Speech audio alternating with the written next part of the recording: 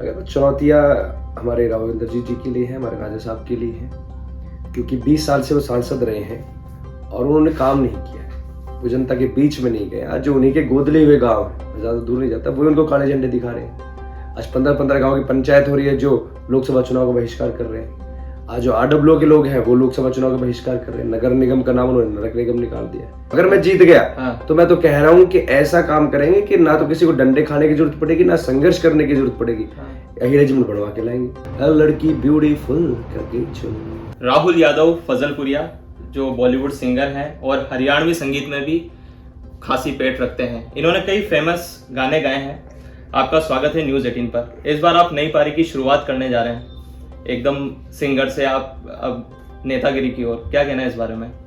मैं सबसे पहले राम राम नमस्कार और आप लोगों को धन्यवाद करता हूँ सर। नई पारी तो राजनीति में बिल्कुल सही कहा है, लेकिन मेरी समाज सेवा में बहुत पुरानी रही है और जब से मैंने होश संभाला है और जब से इंडस्ट्री में हूँ, मैं समाज के हर काम में जुड़ा रहा हूँ। तो मेरे लिए ज़्यादा मुश्किलें नहीं होने वाली, मेरे लिए ज़्यादा परेशानी नहीं, मेरे लिए फ़ायदा ही होगा। जिन समाज की आवाज़ को हम उठाते थे, जिन पर हम समाधान नहीं निकाल पाते थे, शायद अब राजनीति का सहारा लेके उनको हम समाधान भी निकालेंगे और काम पूरा कर पाएंगे। गुड़गांव लोकसभा सीट से काफी बड़े नाम हैं, जैसे राव इंद्रजीत सिंह जो 2 बार मौजूदा सांसद हैं, और राज बब्बर जो आपकी ऐसा कह सकते हैं आप दोनों का ताल्लुक बॉलीवुड से ही है जी। तो आप कितनी बड़ी चुनौती मानते हैं इन दोनों को? मैं कहता हूँ चुनौतियाँ हमारे राव इंद्रजीत जी के लिए हैं, हमारे राजा साहब के लिए हैं, क्योंकि 20 साल से वो सांसद रहे हैं और उन्होंने काम नहीं किया है, वो जनता के बीच में नहीं गए। आज जो उन्हीं के गोदले हुए गांव हैं, मैं ज़्यादा दूर नहीं जाता, वो उनको काले झंडे दिखा रहे हैं। आज 15-15 गाँव की पंचायत हो रही है जो लोकसभा चुनाव का बहिष्कार कर रहे हैं। आज जो RWO के लोग हैं वो लोकसभा चुनाव का बहिष्कार कर रहे हैं। नगर निगम का नाम उन्होंने नगर निगम निकाल दिया है। राज बब्बर साहब हैं हमारे आदरणीय, मैं उनका स्वागत करता हूँ, लेकिन मैं पूछना चाहता हूँ, मैं उनकी एक न्यूज़ पेपर देख रहा था, वो वीडियो देख रहा था, कह रहे थे कि भाई मैं पीली टोपी पहन के जाऊँ पहले थे, अगर आप मेरे को सांसद बनाते हैं तो। पीली टोपी का क्या वास्ता है? पीली टोपी का मतलब है कि अहि रेजिमेंट की टोपी पहन के मैं जाऊँगा। अच्छा। तो अहि रेजिमेंट के लिए हमने काफी समय से आवाज उठा रहे हैं। हमने तो उसमें जेल भी काटी है, मुकदमे लगवाए हैं, लठ खाए हैं, धूपों में जाके हमने तो उसके गांव-गांव घूम के हमने प्रचार किया है, लोगों को जोड़ने की कोशिश करी है। 36 बिरादरी का सम्मान रहा है, उनका साथ रहा है। अगर वो हार गए तो क्या वो यहाँ पे आके धरने पे बैठेंगे? क्योंकि ये संघर्ष की लड़ाई लंबी चलेगी। क्या वो आके हमारा साथ देंगे? तो आप भाषण में बात बोलते हैं? मैं बिल्कुल बोलता हूँ, मैं तो खुले तौर पे बोलता हूँ। यहाँ की जनता को ये कहना चाहता हूँ कि सोच विचार रखें, सोच विचार के वोट करें, क्योंकि आज जो कह रहे हैं वो आने वाले समय में हमारे साथ डंडे खाने के लिए तैयार हैं, आंदोलन करने के लिए तैयार हैं। हम दिल्ली भी जाएंगे इस आंदोलन। तो अगर आप जीत जाते तो आप डंडे भी खाएंगे? पहले से खाता, मैं भाई पहले से खाता आ रहा हूँ। अगर मैं जीत गया तो मैं तो कह रहा हूँ कि ऐसा काम करेंगे कि ना तो किसी को डंडे खाने की जरूरत पड़ेगी, ना संघर्ष करने की जरूरत पड़ेगी। यही रेजिमेंट बढ़वा के लाएंगे। तो गुड़गांव में क्या क्या समस्या लगती है आपको? गुड़गांव समस्याओं से भरा पड़ा है। गुड़गांव की समस्या गिनवाऊं तो मैं कहूंगा कि 1-2 घंटे का इंटरव्यू होगा। नहीं, 1-2 घंटे नहीं, आप गिनवाइए जो मोटी मोटी समस्या है, मैं मोटी दर्शक समझ जाएंगे। आज मैं कहना चाहूंगा, देश को ज्यादा 75 साल हो गए, लेकिन आज भी हमारे पास वो मूलभूत सुविधाएं नहीं है। और जो एक आम परिवार है, जो गरीब परिवार है, वो क्या कोशिश करता है?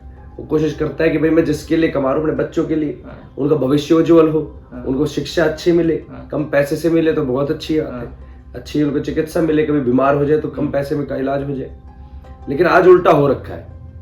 अगर शिक्षा की बात करें तो ना तो कोई एक ऐसा सरकारी स्कूल मेरे को दिखा दो जिसमें बच्चे पढ़ ले और अच्छी शिक्षा लेके आगे बढ़ जाए, ना ऐसी कोई यूनिवर्सिटीज है गुड़गांव के अंदर, ना ऐसा कोई अस्पताल है कि जिसके अंदर कम धनराशि के अंदर अच्छा इलाज हो पाए। सिर दर्द, पेट के दर्द की दवाई मिल सकती है, कैंसर जैसी बीमारी की कोई सड़क दुर्घटना हो जाए, सर्जरी हो जाए तो नहीं है। तो सरकारी अस्पतालों को तोड़ा भी गया और जो अनाउंस हो रखे हैं उनके बजट आ रखे बनाए नहीं गए। ऐसे यूनिवर्सिटीज के साथ है। स्कूल, आप किसी भी स्कूल में चले जाए सरकारी में, अगर किसी गांव वालों ने हिम्मत कर ली हो, तो किसी वहां के मास्टर ने हिम्मत कर ली हो तो बन गए होंगे, नहीं तो आज तक कोई सरकारी स्कूल नहीं बना है।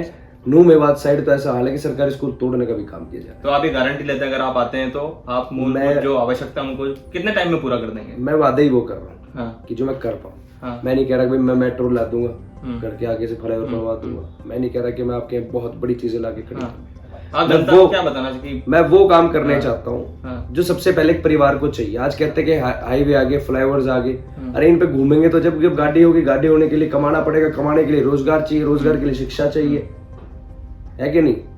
मैं कहता हूँ कि अगर मेरे पास ताकत आती है तो 5 साल का समय मिलेगा।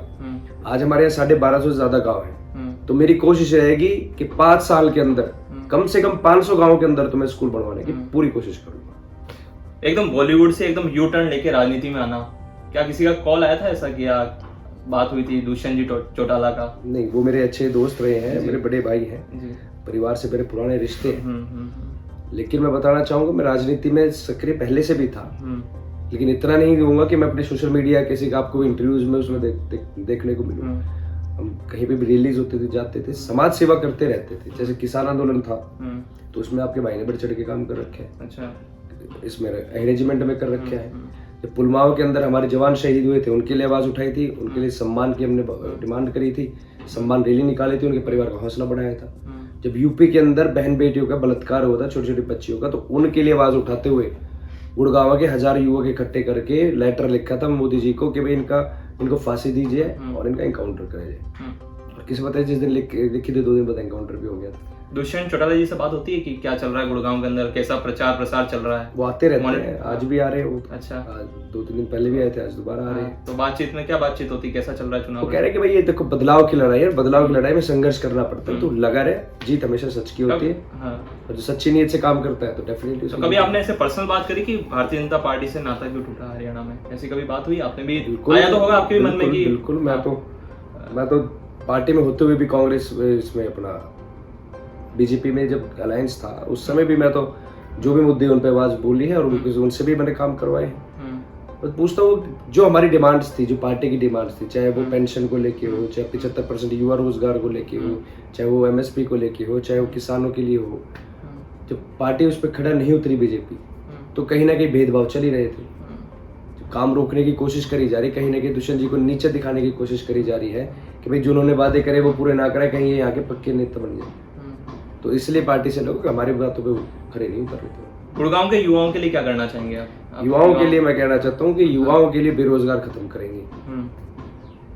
बेरोजगार खत्म कर देंगे आप? बिल्कुल। कैसे? बेरोजगारी खत्म करेंगे, रोजगार लाएंगे। बड़ी जैसे कि दुष्यंत जी ने 75% करा था, उसके ऊपर लड़ाई लड़ेंगे और जैसे फ्लिपकार्ट अमेजोन लेके ऐसे लेके आएंगे। दूसरी चीज, जो आज की युवा है बहुत टैलेंटेड है, कोई एक्टर बनना चाहता है, कोई सिंगर बनना चाहता है, कोई डायरेक्टर बनना चाहता है, कोई राइटर बनना चाहता है। और जिस इंडस्ट्री से मैं आता हूँ, मैं कहना चाहता हूँ कि इस इंडस्ट्री के अंदर मैं रोजगार देने की पूरी कोशिश करूंगा। हरियाणा के अंदर एक ऐसे फिल्म सिटी लाएंगे जिसमें आप लोगों को बॉम्बे धक्के खाने की जरूरत नहीं पड़ेगी, जैसे आपके भाई ने काटे।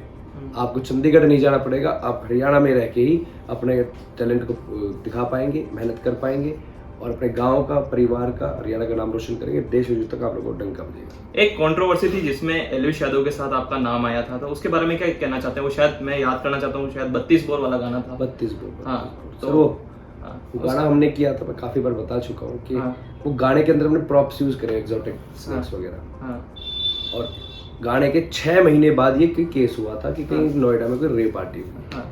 तो उसके अंदर जो फोटो वीडियोस चलाए गए थे वो एल्विश के इस गाने से उठाए हुए हैं और उसके व्लॉग से उठाए हुए हैं। जो गले में डल रहा है उसके व्लॉग में, गाने में ऐसा कुछ नहीं है। गाने के अंदर सिंपल हमने यूज किया जो उनके रूल्स होते हैं। व्लॉग इन्होंने बताया वहां से उठाए हुए हैं, तो कनेक्ट कर दिया कि भाई ये गाने का हिस्सा है या गाने के अंदर से कुछ हुआ है, इसमें फाजिलपुरिया का भी नाम है। तो मैंने तो नेक्स्ट डे आके मीडिया में क्लियर किया था कि मेरा लेना देना नहीं है ना, आज तक मेरे पास पुलिस की कोई नोटिफिकेशन है। गुड़गांव पुलिस में नोटिफिकेशन आई थी कि भाई कहाँ गाना शूट हुआ है, इसके अंदर क्या क्या चीजें हुई थी, तो हमने पुलिस को दी थी। उसके बाद जो मेरे पास अभी लास्ट केस हुआ है वो ये हुआ है कि भाई इसमें क्रूअल्टी करी हुई है। 1 महीने पहले लगभग, हाँ 1-1.5-2 महीने पहले, कि इनके साथ क्रूअल्टी करी हुई है स्नेक्स के साथ, इसके ऊपर कार्रवाई की जाए। तो उसके लिए भी हमने सारी चीजें बताई हैं। जो कंपनी से आए थे वो कह रहे हैं कि भाई यहाँ साफ जीवित है, सही सुरक्षित है। कोर्ट में मामला, मेरे को कोर्ट के ऊपर पूरा विश्वास है। एक आखिरी सवाल है कि आप गुड़गांव की जनता को क्या गारंटी देना चाहते हैं? पूरे देश में हर नेता गारंटी दे रहा है, आप क्या गारंटी देना चाहते हैं?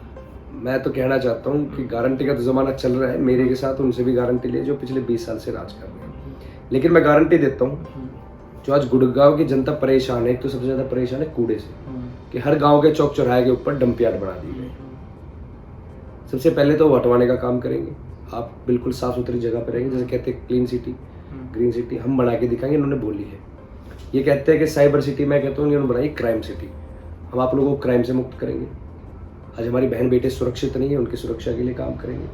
आज जो प्रॉपर्टी टैक्स चल रहे हैं, जो नगर निगम के टैक्स है, इनको खत्म करने का काम करेंगे।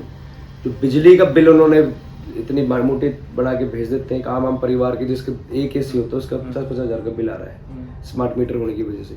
इसके ऊपर पूरी कार्रवाई करेंगे, पूरा जोर लगाएंगे और इसको नॉर्मल बिल में कन्वर्ट करवा के देंगे। एक जो आता है, जो ये उन्होंने धांधलेबाजी करी हुई, इसको खत्म करने का काम करेंगे।